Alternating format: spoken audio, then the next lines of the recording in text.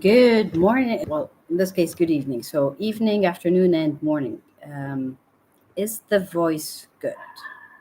Can you hear me?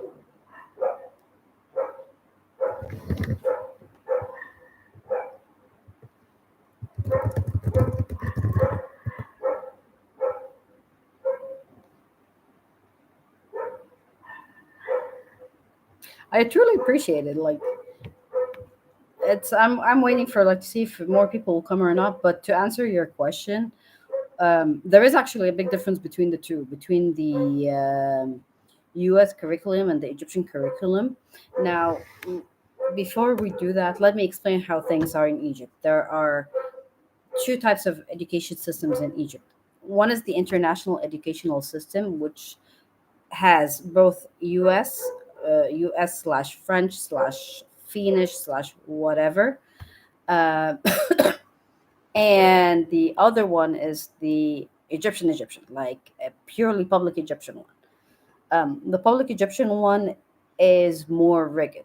It is literally depends on the Ministry of Education because each one is different. Everyone comes like all the new ministers that came in.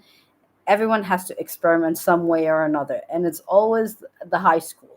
They always have to experiment with high school and grade 4, which is very fascinating. Um, like in the U.S., you have like one elementary, then four. Sorry, like one kindergarten, five. The elementary is like um, between 5 and 6, depends on like which state you're in, and then you have three that is the middle school, and then three that is the high school. Same thing with Egypt, but Egypt is 6-3-3, so two kindergarten, um, six, the six for the elementary, three for middle school, and three for high school. And high school is where the chaos happens. It is the chaotic years because this is basically the years that will determine where you're going to go.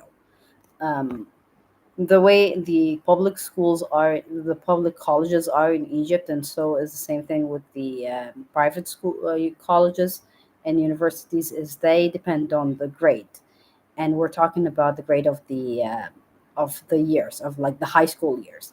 So normally, under normal circumstances, this is tends to be like the second and third year, second like grade. So it's like grade 11 and 12. This year, the guy decided was like, no, no, no, no, no, no. Let's do it. Let's do grade 10, 11, and 12 combined. So whoever is going into grade 10 this year is hitting the ground running because grades literally depend, like their life and death in grades here. Colleges take certain percentiles. They don't take, like if you're in a straight A student, technically speaking, you can go into any university you want, but you're preferred to go into engineering and doctors, like the which is typical Eastern culture. While in the U.S. you have more freedom, you have more short, you have electives. That's not the case with Egypt. Egypt does not have electives. Even like the electives that they have are the courses that they're taking, and you either pass or fail. There's nothing else. You don't do anything about it. Um, but US is, well, your electives are your electives. The other thing about the US, the difference between the US curriculum and the Egyptian curriculum is interdisciplinary. Egypt does not have interdisciplinary. If you decided to be an engineer, you're going to do your master's in engineering and you're going to do your PhD in engineering. Now, if you want to do courses in finance and other subjects, fine, you can do a course, but not a degree. You can do courses as much as you want to, but not a degree. In the US, you can be interdisciplinary. You entered your bachelor's in marketing and you're like, nah, I don't want to do that. I want to switch. I want to switch either my major. I want to switch my masters. I want to go do my masters in music, and you can do that. Technically speaking, you can do that. You can't do that in Egypt. Had to learn that the hard way, but that was fun. That is one of the questions. The other thing about, like I said, this is it's really interesting, how different it is, how things are different. Yeah, I appreciate the support. I truly appreciate the support.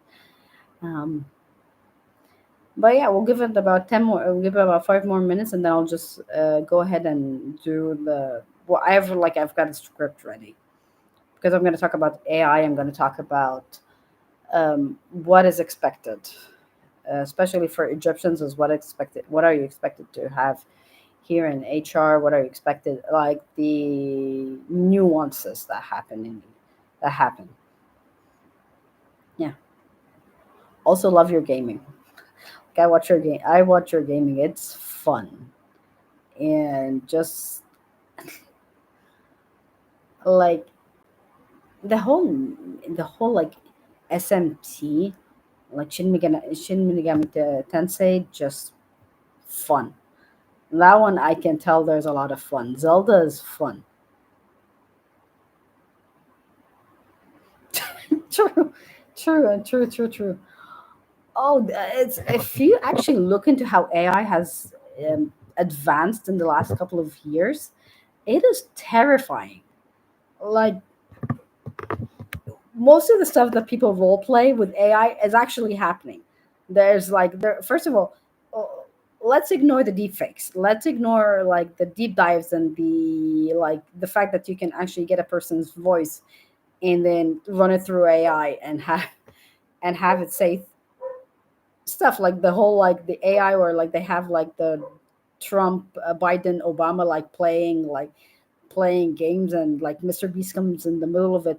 Those are like, they're fun, but at the same time, if you really look into it, they're very terrifying because you're like they sound and act exactly how this person sounds and acts like.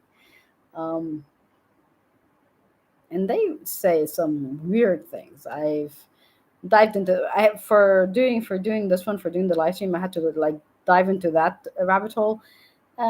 Was interesting. Was interesting. It's just it's the rise of it is fascinating, and the fact that you can actually, like, if it's used correctly, it helps you a lot, and it is beautifully done. You can do it a lot. You can work with it. It helps minimize everything. And for those who are pretty much introverts, oh, this is like God sent. It's like, yep, let the AI do the communication for me. I don't feel like doing communication. My social battery is done. I'll have the AI do the communication for me. I'll have the AI actually do the talking for me. So you can put like templates for emails, templates for things, and just send it. And you can have it to the point where you could actually make it um, automated. So where you could actually have the, like, let's say you have repeated emails that come to you. In the case of AI, in the case of HR, CVs. So, and this is actually the idea behind the automatic tracking system, or the ATS system. And what it does is basically shifts through that CV, shifts through that cover letter, looks at the keywords you want. Okay, these keywords are good. You have all the keywords that they need. So it gets sent to a specific folder that is for shortlisted. And it automatically sends you an email saying, well, you've been shortlisted. We will contact you. And then, like, some of them actually have it to where it's connected to Outlook calendar or Google Calendar or whatever calendar they use for security reasons. And you get it to where like it does the sloop thing where it goes from the CV, it goes through like the email, the CV, sees the CVs, and then jumps to like that calendar where it sends an email to the candidate that is shortlisted and sends it to them, and they're like, here's the calendar, this is the interview times. uh hey Robert. Hi. Hey Grim. Hey Grim, how you doing? But yeah, we're just chatting about like the AI, and just how AI, V and I were talking about AI, and just how fascinating it is and how terrifying it is at the same time. But I was explaining to him how in HR it has reached a point where it's kind of a loop where for introverts it's like a gift sent from God, because it's just the amount of interaction you need to do is not a lot. It's a little. It's very little, which is a great thing. And it's just like I said, it goes through this loop, and it's why also when sometimes you send in a CV, or you send in a CV for a job, you get the reply like this, and it's just like, thank you for your application, you have not been shortlisted. It's because you haven't passed that ATS, and you haven't passed the keywords that they wanted, so it sends you the rejection instantly. And it's both gift sent, and same time it's disruptive, because there are some people who don't know how to write keywords, or can't write the keywords correctly. So they get swept in under the rug, and even though they are highly qualified, they're like the perfect match for the person, or the perfect match for the company, but because they don't know how to write their CVs correctly, or they don't know how to write the ATS correct, like the CVs to the ATS, they don't know how to use the keyword correctly, they get swept under the rug. So this is like, and we're not like, AI hasn't been something that's been now. It's been since like earliest of the ATS is around 2018, even earlier than that. But it's what we're currently seeing is the worst in AI, and it's only going to get better. And it is getting better. It's getting terrifyingly better and better. So yeah, it's fascinating. Like, and same thing with like it's and this is where the legality comes in, because where's the line? Where do you put the line in the legal terms? Where do you put the line between, okay, I want this to be like, is this whatever the thing is that's being generated, is it human generated, is it AI generated? Because AIs have biases. um, yeah, also AIs have biases, exactly, because it is inputted by humans, so they do have a lot of biases. And the biases, and when do you like, can you sue AI? Can you actually sue AI? For like US and UK and things like that, can you sue AI? Can you say, well, AI is the reason why I didn't get the specific job, or I didn't get the specific grade, or I didn't get the specific things? There are cases where that happens. Do you or do you not? It's and like I said, this is what we're currently seeing is the worst. It's still going to get better, and of course,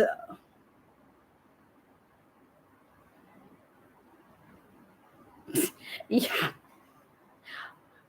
that is the for AIs. The one that I'm more familiar with the artists that use the AI to win the art competition, and the backlash from that AI generated art is not considered art. It's still debated. Like, yes, I agree with you. The worst,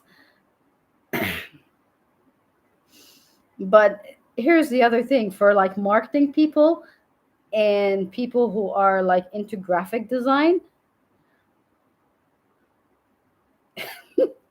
Art Institute, yeah. Oh, see, interesting. Again, it's an art, because it's a form of like expression. So, can AI actually express themselves? Can they do the expressions? They're very professional. Like I said, in HR you can do so many templates with them. Um, Back when I like in my work, and currently like in my freelancing, I made like I had AI do me a lot of templates. A template for acceptance, a template for rejection, a template for pricing, a template for this, and I have them on my email. I just copy paste and just send it the way it is. It makes life easier, because then the language nuances. Now, if I want to say something professionally and don't want to get myself into trouble, so how do I say it? I use the AI for that. Which, going back to the art part, which is why it's controversial for art, is the idea of logos and designing logos and designing campaigns like stock photos and stock art. Could you use AI to use could you use AI for orders or like stock photos, or is it better to use a human person to do you these pictures and commission them to do that? And most people will be like, well, if it's a commission for a like a specific thing, then it's preferably a human. But if it's generic, then it is AI. Then we want to do AI.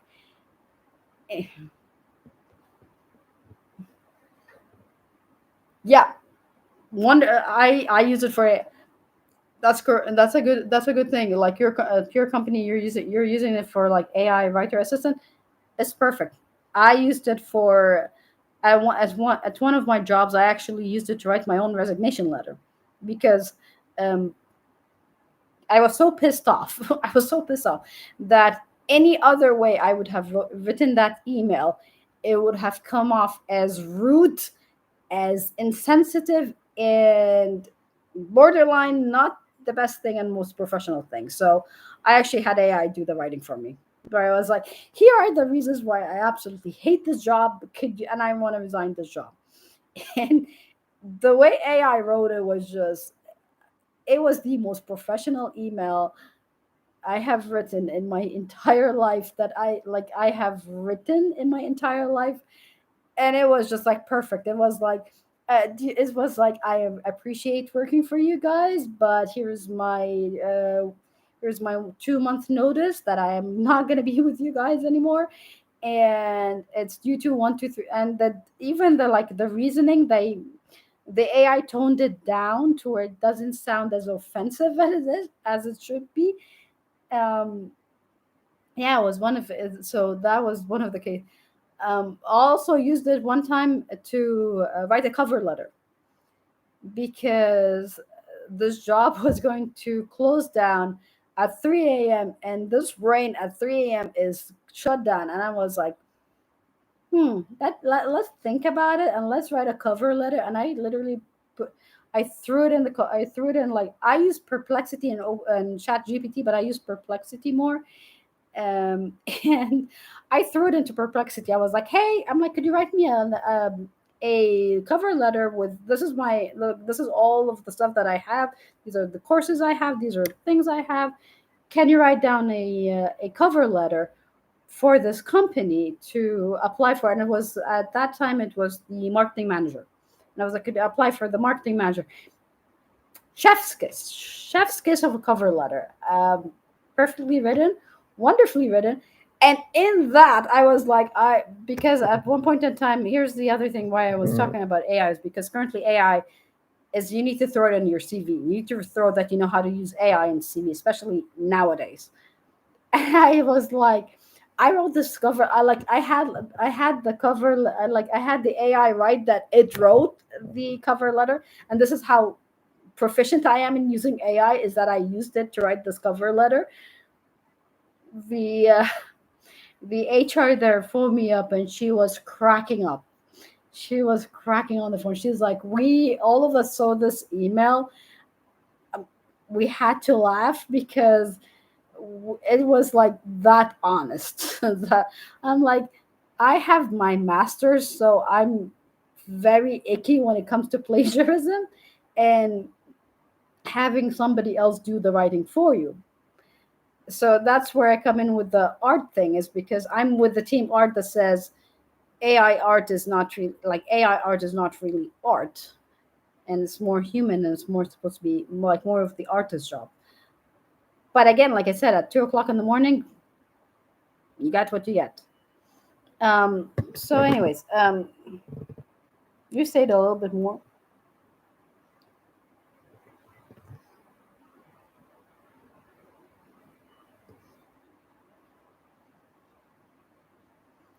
Oh, you have to watch them doing videos.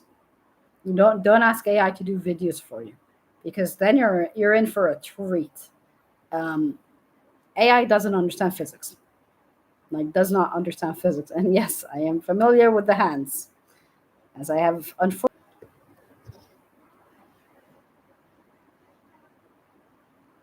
Work lunch break is on. Okay. Bye. Bye, Rob. Bye, Grim. It was nice. It was nice talking to you. So, anyways, so let's start with like the with what I wanted to talk about with scripts. So, wanted to talk about the, like I said, with the rise of AI in various industries, particularly in the educational and HR present, like it presents both opportunities and challenges. In schools, AI tools enhance personalized learning and streamline administrative tasks, which is what I was talking about with like the whole like um, doing templates and allowing the teachers, and it allows the teachers to like focus more on student engagement. Voice generations and writing AIs can also assist in creating tailored educational content and facilitating communication with students.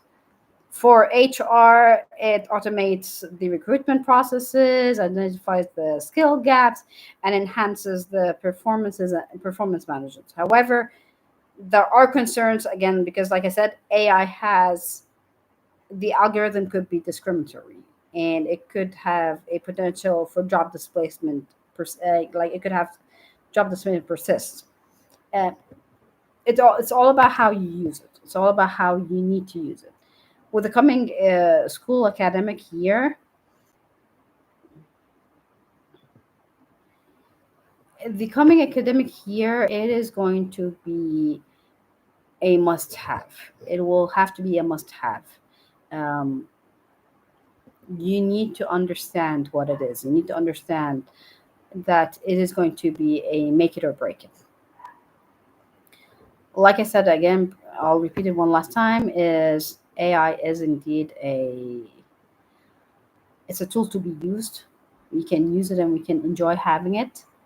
Um, we can see what we can do with it. We can, like I said, you can use it for HR, you can use it for templates, you can use it for your designs, like brainstorming, writing things with it.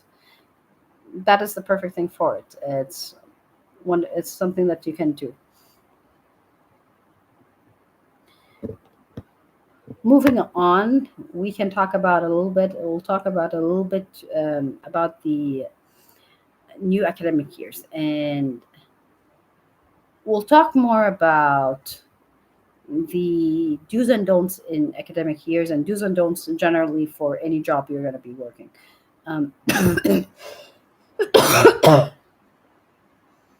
these jobs are whether in Egypt or outside of Egypt, and how do you use, how do you utilize the time? How do you utilize your hours? How do you utilize your abilities and your skill set?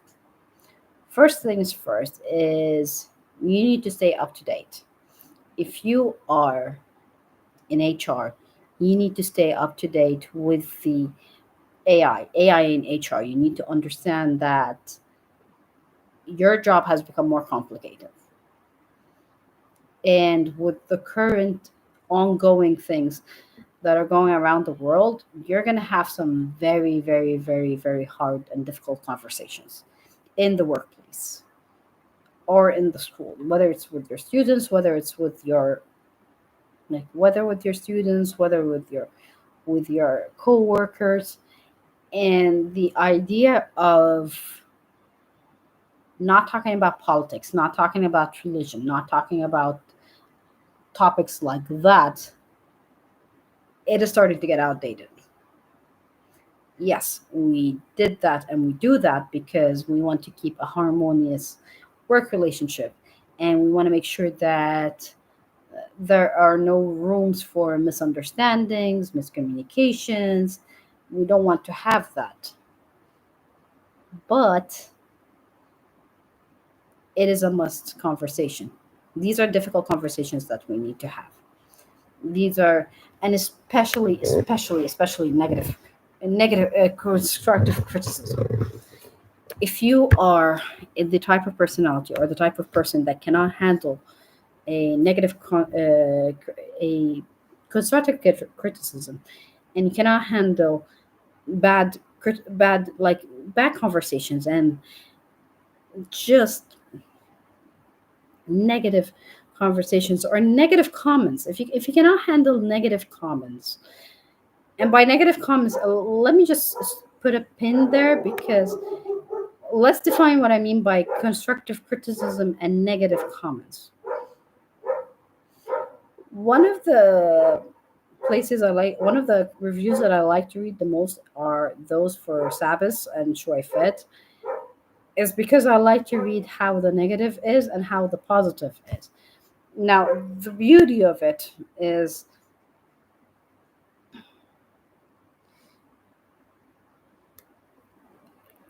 the way they're both constructed similarly, and it depends on from country to country. Like some countries, the conversation is very much a lot of positivity in it. There are other countries that do not have the positivity in it, do not have the um, like they don't have as much positive as this as the like as negatives. And I'm currently just because I have it on bookmark. I have it as bookmark,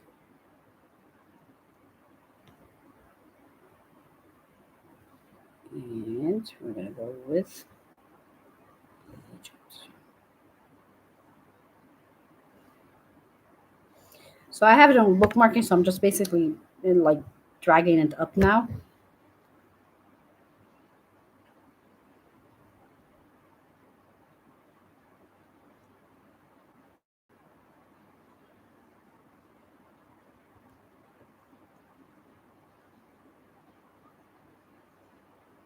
and my internet is not working with me now, so it's okay.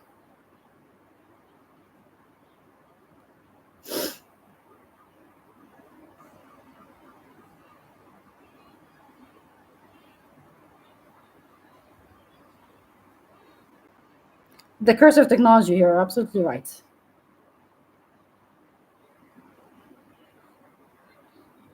Here you go.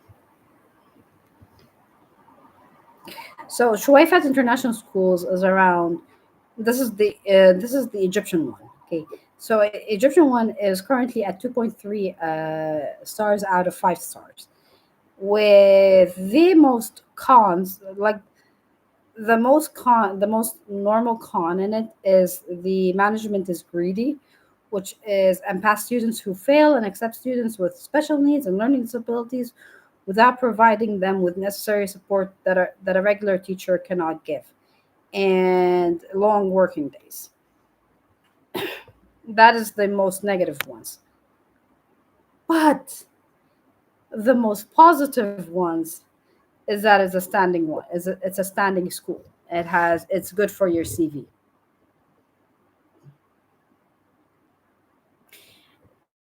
Exactly. When we want it to work, it takes a lunch break. When we don't want it to work, it doesn't take a lunch break. But like I said, for Shoy Fat like has, and this is something that is very, very normal in a lot of companies and in a lot of institutions, is it goes down to the management, whether the management is good or whether the management is bad. So for like I said, for Shui Fat, the most negative comment they have is that it's the management is greedy, the management does not communicate well, the management does not do that. However, on the other hand, they do agree that it's a for schools, at least when it comes to schools, if you have Shui Fat in your school or Sabbath, any of the Sabbath network in your school, um, it is a good thing. Is actually one of the things that actually keyword one of the keywords that will increase and accelerate your interviews, because most people see Shuaifat and they're like, they know the school, they understand that the school is extremely hard and it is picky AF. It is picky AF when it comes to their teachers, when it comes to their administration, when it comes to their even to their parents, like even with the special abilities and special needs, is because Shuaifa here's what a lot of people don't know. They say that they accept them, but the Lebanese one, which is the original, which is the original Shuaifat, the original Sabbath, actually in their laws and in their rules, there is this percentage where it has to be special. Like they don't call them special needs; they call them gifted. So They do have gifted students, and it is a must. It is a must to have gifted students. And Schweifert doesn't have, like, they don't go on a rampage because somebody wrote a bad review about them. They concentrated, they take their criticism that there is, and they work on it. There were some criticisms about the management. They got management from a different country. There is some criticism about the parents themselves. They started ranking up and like accelerating their interviews, making sure that the interviews that they have are up to par, so that the students are up to par, so they continue having that high reputation and good reputation. Um,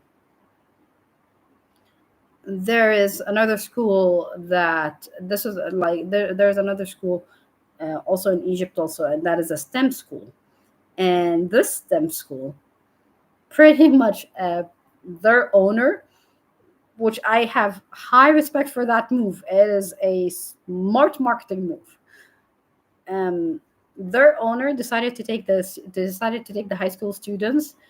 It's a small number because the school is still starting. Like, it's the fifth year now for the school. It's, oh yeah, fourth year for the school now, and flew them to Shanghai University so that they can learn more about robotics, more about technology, more about things, and learn more about AI, and learn more about how they, and the way he encourages the students to just like let really sink in the AI idea, sinking the idea of engagement. Again, lots of criticism to that school as well, but took the opportunity, like I said, flew the students on the school's expenses, flew the student to Shanghai University, and they're actually planning to do another trip to South Korea later this year. And this is something that I wanted to talk more about when it comes to like really noticing about the new year, is that you need to understand that anything that gets thrown your way, you can use it, and you can take it and put it inside. And oh, hi, hey dad, hey Mr. Vale, how you doing? Also, hey, at the same time, say hi to your mom, because also um, having the orchestra teacher herself will be awesome. But yeah, it's learning how to do things. It's learning how to use the opportunities that you have. Use the things that are getting sent to you. Like everything that gets thrown to you, you can just use it up. Um, this is just me and you currently now. Like literally, it's basically like how I envision Migro and how I envision Kitty. Like Kitty takes every opportunity she can.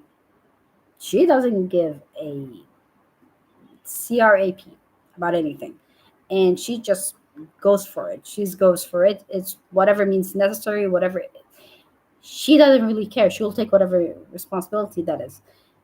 Negro, on the other hand, is more of a I am going to plan everything. I'm going to make sure that I have plan A, B, C, D, E, F, all the way to Z, which makes her more rigid in her methodology and more a rule stickler. Like she breaks rules, but at the same time, she's a sticker. She's a sticker for the tradition, sticker for like a stickler for like the way that we have the ancients way. While Kitty is like, "But throw it. As long as I don't break this rule and this rule, I really can't. It's everything else is like it's on the table." And that's where it comes in. Like that's where I tell people, I'm like, you need to have like the mix between the two, mix between both of these characters, because on the one hand, you need to be able to understand that there is a lot of opportunity out there, but on the other hand, it is good to know what the rules are, what the general rules are, and what the general information is, what the general rules are, what general is. Just generally knowing that. Yeah. Um, so Do you have any questions? Do you have any other questions you want to ask? Because I was gonna go more into like the more into like why we need to be stickler to the rules, and how you can actually be chaotic, be chaotic, and yet still be following the rules. But as I'm like as I'm talking, I'm like sitting down, going like, do I really want to talk about that? Because if I talk about that to a lot of people, even if you're 1% chaotic, you're gonna take the chaotic part and you're gonna ignore the rule part.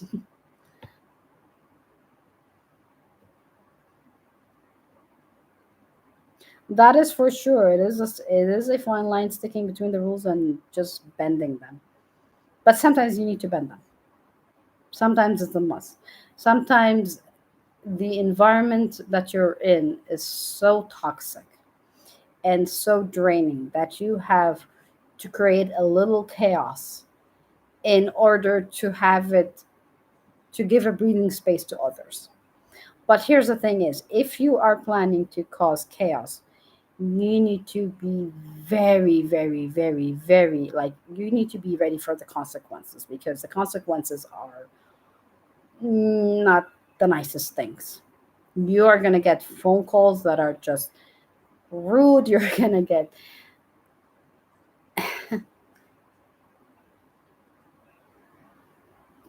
I like the Nerf Force. No, the chaos that, like, the one I remember the most with like the chaos thing was,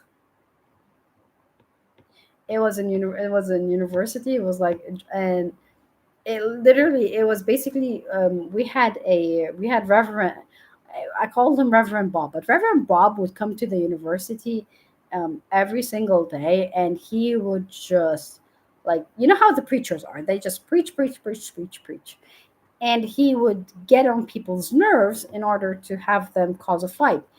And our job as volunteer center was to make sure that Reverend Bob does not get hit, kicked, or any other thing, like, does not get harmed as long as he's on campus.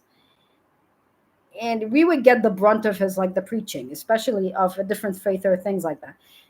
And I remember one time, like, me and the team and I, we sat down. We're like, because most of us were of the Islamic faith, and he was talking about how, like, it's just like you have to believe in Jesus and it's the Lord, and like just quoting.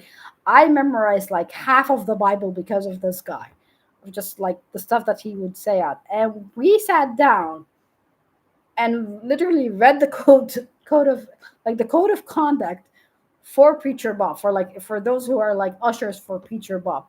And in that law system, in that law, I remember was a, you're allowed to talk back, and you're allowed to debate, and you're allowed to do this, but it's advised to just ignore him and let him do his little spiel and then move. So a friend of mine decided to just get, she decided to get like a mini, like, you know, the mini, like the mini the mini, like, mini walker, like mini, like, on her phone, like she had like a little extension on her phone for a speaker, put it down. I started, as on the moment Preacher Bob walks in and stands in the place that he's assigned to stand in, starts doing the preaching, she plays the Quran in the middle of his preaching.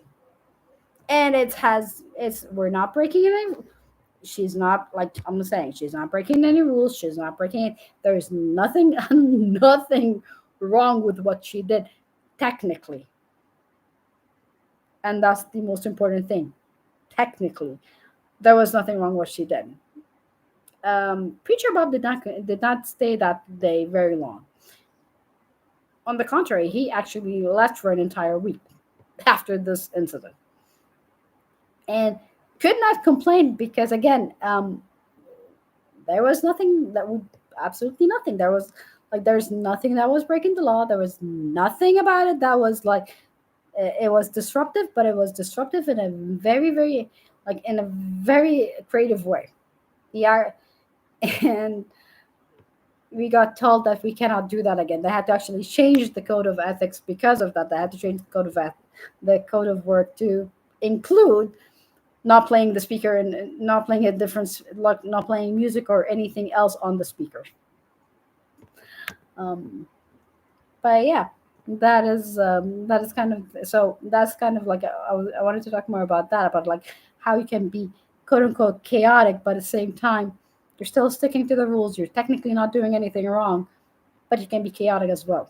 And it, as if you are a teacher, you need that. You need that little chaos sometime, because students get bored, especially the newer generation. The newer generation, and I'm 100% sure your mom must have met like those students where they are just, they're forced to go to the class and they are forced to go to school, and they just don't want to go to school. They don't want to go to that work. They don't want to go to that area, and they don't want to sit through that class. And you have to find a way to,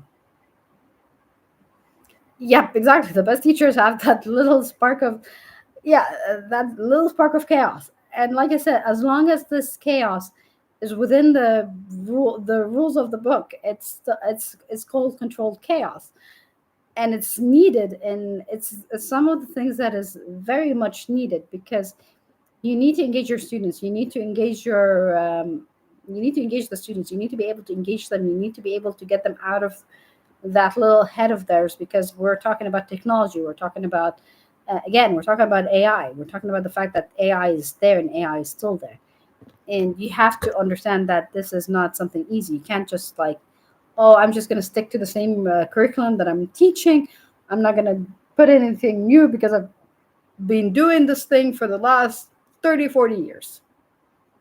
You're going to have to change. It's not fun. It is not the one. It's not something that we would like to do.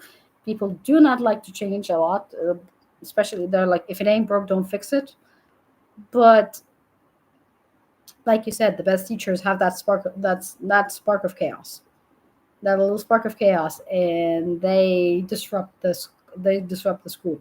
Um, One of the times that I actually had that was with myself, was I was career coaching a bunch of students, and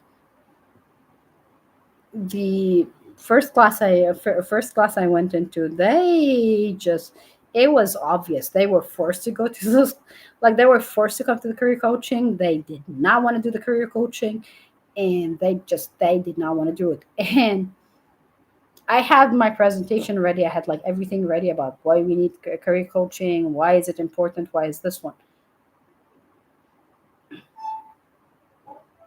That is interesting as well. That the orchestra is a pretty fluid curriculum, though. Yeah, that is correct. Music and music, yeah, orchestra is. Uh, that's a different. Again, this is another difference between U.S. and Egypt. Egypt is very rigid. Even with these classes, the curriculum is very, very rigid. But with you're saying here, orchestra is a pretty fluid curriculum. That's correct. But yeah, returning back to the career coaching. So coming career coaching, and first class followed the rules, did exactly the same thing. We're here because we need to learn this, we need to do that. And I was like, and I work as HR. So this is one of the few times where you're going to be able to actually ask HR, what is it you're looking for? What is it? And one of the students starts joking around. He goes like, well, I want to be a YouTuber. I'm like, sure, you want to be a YouTuber. How are you going to be a YouTuber? And he was like, what do you mean? I'm like, tell me, how are you going to be a YouTuber? And he starts going like, I was just joking. And I'm like, well, next time you want to say something, be serious about it, because I'm going to ask you how you're going to do it. Second class, these kids had their papers filled with what they wanted to do and how they're going to do it. One of them was like, I wanted to be, it was like, he talks about how he wants to be a medical doctor. And I'm like, okay, great, sure. How are you going to, he goes like, I'm going to do this, I'm doing this. And in the middle of his conversation, it was just like very much rehearsed. And I'm like, but is this truly what you want? And he's like, yeah, yeah, yeah, yeah, it's what I want. I'm like, you sure about that? And he's like, yeah, I'm sure about it. Why are you saying that?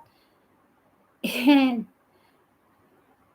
oh, you were like, like if I ever have to do that, if I ever do that class again, I'm definitely doing that. I'm like for I'm like like if you want to be a YouTuber, go see V Diffuser.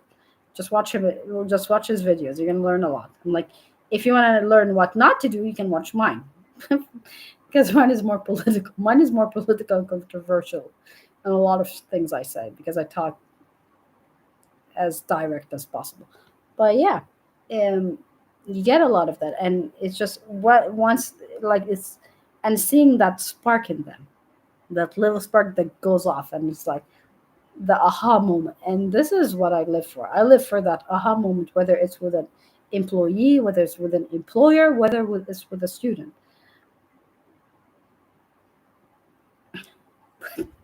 I hope so. I really hope so. Nah, I watch yours. Like I watch yours because you're entertaining. Like yours is entertaining, and then just the references that you have in some of them. I'm like, because I know you, so I'm like, I know the references, and I'm like, oh, that is a nice reference, and I'm like, oh, this is a nice references, and I'm and it's getting better. Like I said, with the especially you have the classics, like you have the classic video games, which is why it's fascinating. But yeah, just have the spark of chaos with you. Have a little spark of chaos on there in classes. Enjoy that and be the best teacher you can. You don't have if you and here's the other thing, and that this is more towards schools, and this is more towards schools in the eastern side. I'm not going to talk because I know in the like US and this one you go through a rigorous interview in order to be a teacher. Not the same thing in Egypt. Like you can be a fresh graduate just out of college and take up a class, and you have no clue how to do class management. You just want to have you want to have the students be your friend, and you don't have that line between being a friend and being like that fine line of being a friend and being a teacher, being an educator. And I can't stress as much as I want to stress about picking the right person, because the right teacher makes the difference. It makes a difference for a student, between a student loving the subject and a student absolutely hating the subject, or a student loving the school or absolutely hating the school. You have to pick the right person. You have to pick the right administration. You have to pick the right principals. And you have to pick the right people. And if you screwed up as a school and you picked the wrong person, it is okay. It is not going to be the end of the. It is not going to be the end of the life if you end of the school and end of the reputation of the school of like I done goofed up. I picked the wrong person. I have done goofed up by picking this person. It's not gonna be the end of the world. You're expected to goof up as a new school or as a school that has been there for a long time. There are times you're gonna goof up. It is normal for humans to goof up.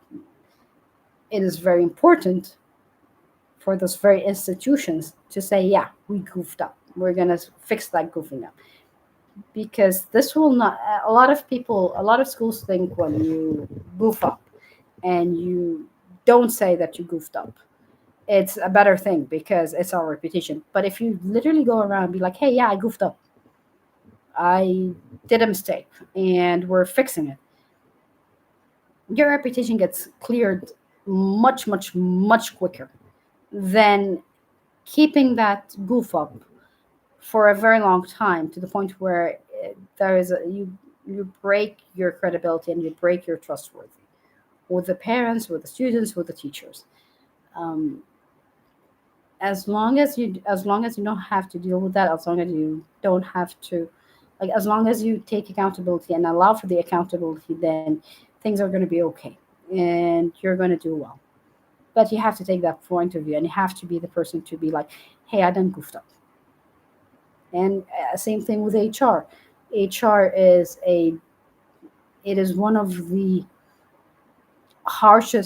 one of the harshest jobs, at the same time as one of, like, every job has its own hardships. HR's hardships is that fine line between being ethical and being accountable, because there are a lot of times where you're just sitting down and you can be a whistleblower. Like, you want to be a whistleblower and be like, there's this crap that's going on now and we want to talk about it, but at the same time you're the black box of the place, so you're not allowed to say a lot of things, which is why a lot of HR will not talk about previous places they worked in, as like they wouldn't talk about it in a negative light, unless this place has done goofed up so badly that the bad reputation is actually a public knowledge. In that case, they will talk. But other than that, they don't. Not out of legality or anything like that. It's just the fact that it reflects badly on them. It's the same thing with IT. Like, IT is the I also tell people the four black boxes of any institution is the legal department, the IT department, HR department, and the finance. These are the black boxes of the place, because these are the four departments that see the greatest, like, shit in a place and in the institution, which is why you need to be very confidential when you talk about things. And it's funny when, like, that gets questioned. You're like, yeah, like, when that gets questioned, when that confidentiality gets questioned and you get questions for that, it is extremely hilarious, because you're sitting there going like, uh, dude, if I wanted to, like, talk about things, long ago would have talked about these things and talked about this stuff, but you just don't want to talk about it anymore. You don't want to talk about the things, or you don't want to converse about things. And same thing with, like, and again, it goes both ways. It goes both ways to the, like, the good thing and the bad things. You cannot be hyping the place up a lot. As HR, you cannot hype the place up. You can say there's a lot of good things about it, but you cannot hype it up, because there's a certain level of hype where if you go beyond that hyping, um, you're basically deceiving the candidate by making it sound like this is like heaven on earth, and no place is heaven on earth. Every place has its good, every place has its bad, every place has its potential, every place has its goof up. And you, as an institution, as a teacher, as a worker, as an employer, as a manager, as a head, as whatever, you need to know that part very well. You need to understand that there will be, like, you might be the best manager out there, but there are people who are going to hate your gut. Same thing with being the worst manager. You could be the worst manager, and some people are going to like you. Those who benefit from the things that are happening with the bad one will definitely like the bad person. Will be like, oh, this person is amazing. This person is wonderful. This person is great. Yeah, to an extent, because it's benefiting you. Again, same thing with the good one. The good ones will be praised by a lot of people. A lot of people are going to praise them. They're going to say they are wonderful. But then those who have been hurt by that good person are going to say that this person is not a good person, and this person is feigning being an angel and they're not an angel. This person is feigning to be wonderful, but they're not really wonderful. They are ruthless, they're vicious, they are this, they are that. It is human nature. It is typical human nature. It is very much normal. Just get it over your head, see what the criticism is. If the criticism is something that you can change in yourself or change in the institution, go ahead and change it in the institution. If the criticism is something that you cannot change in the institution or yourself, well, you don't have to make everybody happy. And this basically concludes our live stream. Might as well, what I'm gonna do is I'm gonna try and do another live stream, maybe like in a couple of weeks, or like try and do this one once a month and see where it goes from there. What would you like to talk about, like, next time?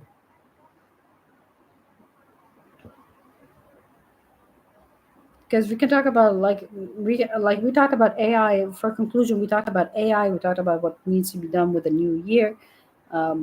What we expected. what, like how we need a spark of chaos. We can see like next time we can talk more. Like I can have like what I'm gonna do is I'm gonna put in the community tab like a bunch of questions and just see where would you like, and then maybe also what we can do is have a specific time where we can just like it will be the best for like most people around the world, and see where we can go from there. But thanks a lot for being in this live stream. Again, morning, evening, and afternoon. I will see you later on. Bye bye.